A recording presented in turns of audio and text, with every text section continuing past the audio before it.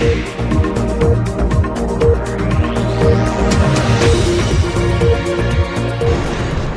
દર્શક મિત્રો, આપ નિહાળી રહ્યા છો S9 ન્યૂઝ અને હું છું પૃથ્વીરાજસિંહ રાજપૂત. આપની સમક્ષ લઈને આવ્યો છું સ્પીડ 9. દેશ વિદેશ, ફિલ્મ જગત, રમતગમત, બિઝનેસ અને તે સિવાય ઘણા ક્ષેત્રો સાથે સંકળાયેલી કેટલીક ખબરો. તો આવો નજર કરીએ સ્પીડ 9 પર.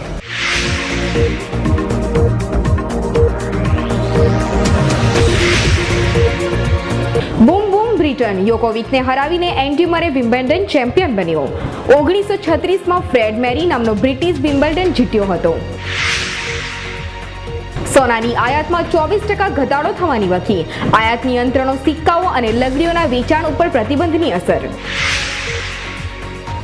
અમેરિકામાં સાન ફ્રાન્સિસ્કો એરપોર્ટ પર વિમાન તૂટી પડ્યું. વિમાન ઉતરાણ કરતી વખતે રનવે પર તૂટી પડ્યું અને અગનજ્વાળાઓમાં ઘેરાઈ ગયું. વિમાનમાં 3 ભારતીયોમાંથી એકને ઈજા. ઋત્વિક પર મગજની સફળ શસ્ત્રક્રિયા. 2 દિવસમાં રજા અપાશે. મગજમાં લોહી વહેવાથી ગાંઠ થઈ હતી. કરદાતાઓને તેમની ફરિયાદ માટે હવે યુનિક નંબર અપાશે. ફરિયાદ કર્યાના 2 મહિનામાં નિરાકરણની ખાતરી અપાશે. 15મી ઓગસ્ટ બાદ સંસદનું ચોમાસું સત્ર યોજાવાની સંભાવના. સામાન્ય રીતે સંસદનું ચોમાસું સત્ર જુલાઈ માસના 3જા સપ્તાહમાં શરૂ થાય છે. બોધ ગયા પરનો આતંકી હુમલો અટકાવવામાં કેન્દ્ર રાજ્ય સરકાર નિષ્ફળ રહી હોવાનો વિપક્ષનો આક્ષેપ. ગુપ્તચર માહિતી આપવામાં આવી હતી તો રાજ્ય સરકારે સંપૂર્ણ જવાબદારી લેવી પડશે. ઉત્તરાખંડમાં ફરી ભારે વરસાદ. રાહત કામગીરીને અસર.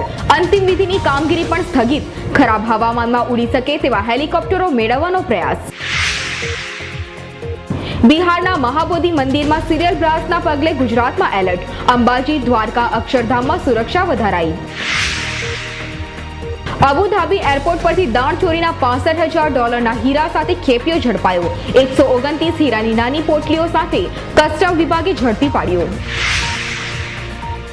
પેરિસની ડાયમંડ લીગમાં ઉસેન બોલ્ટે 19.73 સેકન્ડ સાથે 200 મીટરનું શ્રેષ્ઠ અંતર ખેંચી કાઢ્યું. અમેરિકાના કટ્ટર હરીફ ફરોરા ટાઇસનને ચેતવણી આપી. બોધ ગયા સિરિયલ બ્લાસ્ટમાં ઇન્ડિયન મુજાહિદ્દીનનો હાથ હોવાની સંભાવના. આઈબીએ બિહારના મંદિરો પર ખતરો હોવાનું જણાવ્યું હતું. બોધ ગયામાં વધુ 2 જીવતા બોમ્બ મળી આવ્યા. મંદિરથી 1 કિલોમીટર દૂર 2 જીવતા બોમ્બ મળી આવ્યા. બોધ ગયામાં બોમ્બ વિસ્ફોટના પગલે વડોદરા એલર્ટ. આગામી રથયાત્રાને લઈ સાવચેતીના પગલાં ભરાયા. કોંગ્રેસના શહેર અને જિલ્લાના 50% પ્રમુખો બદલાશે. ગત ચૂંટણીમાં ખરાબ પ્રદર્શન હોય તેવા પ્રમુખોની ખુરશી જાય તેવી શક્યતા. બ્લાસ્ટના પગલે અમદાવાદમાં airport, railway high alert. Bomb disposal squad, dog squad દ્વારા ચેકિંગ. ઇશરત જહાંની કબર અમદાવાદમાં હોવાનો દાવો. શાહીબાગમાં કબ્રસ્તાનમાં 6 આતંકીઓની કબર હોવાનો દાવો કરાયો. આંગણિયા લૂંટ પ્રકરણમાં 6 ઝડપાયા. અમદાવાદમાં ક્રાઇમ બ્રાન્ચે 8 કરોડના મુદ્દામાલ સાથે ઝડપી પાડ્યા. સોરઠનો સપૂતનો અમેરિકામાં ડંકો. ભેસાણના છોડવડી ગામના કૌશિક રાદડિયાની ઓબામાની સલાહકાર સમિતિમાં વરણી. મહેન્દ્રસિંહ ધોનીનો આજે જન્મદિવસ. આજે 32મી વર્ષગાંઠ મનાવશે. મકાઉ ખાતે યોજાશે 14મો આઈફા એવોર્ડ. મકાઉની ધરતી પર ભારતીય સિતારાઓનો જમાવડો.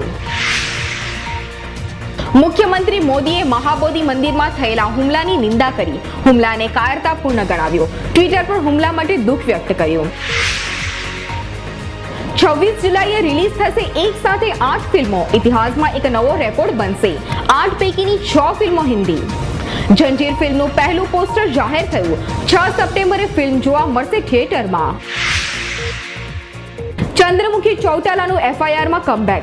સિરિયલની મુખ્ય પાત્ર ચંદ્રમુખી ચૌટાલા એટલે કે કવિતા કૌશિકના બદલે જ્વાલામુખીનું પાત્ર ઉમેરી દેવામાં આવ્યું હતું. રણદીપે પિતાને આપી જન્મદિનની ભેટ. સતત ફિલ્મોના શૂટિંગમાં વ્યસ્ત રણદીપ હુડાએ પોતાના પિતાને 66માં જન્મદિને મળીને આપી જન્મદિનની ભેટ. સત્યાગ્રહ જોવા માટે સત્યાગ્રહ કરવો પડશે. હવે ફિલ્મ 30 ઓગસ્ટના દિવસે રિલીઝ કરવામાં આવશે. નીતિશ ઉપર કોંગ્રેસ ફિદા 4130 કરોડની નવી લાગણી કરી. બિહારના 6000 કિલોમીટરના નવા રસ્તાઓ બાંધવા અધધ રકમ આપી. વિશ્વની શ્રેષ્ઠ 200 યુનિવર્સિટીમાં ભારતનું નામો નિશાન નથી. પ્રણવદા ભારે ચિંતિત. નાલંદા તક્ષશિલાના દ્રષ્ટાંતને આપીને કહ્યું કે એક સમયે આપણું શિક્ષણ વિશ્વભરમાં શ્રેષ્ઠ હતું. મહારાષ્ટ્રમાં અથડામણમાં 6 નક્સલીઓને ઠાર મરાયા. પોલીસ અને નક્સલીઓ વચ્ચે અથડામણ. તો દર્શક મિત્રો, આ હતી અમારી ખાસ રજૂઆત સ્પીડ 9. આવી જ ખબરો સાથે ફરી મળીશું. ત્યાં સુધી રજા આપશો. નમસ્કાર.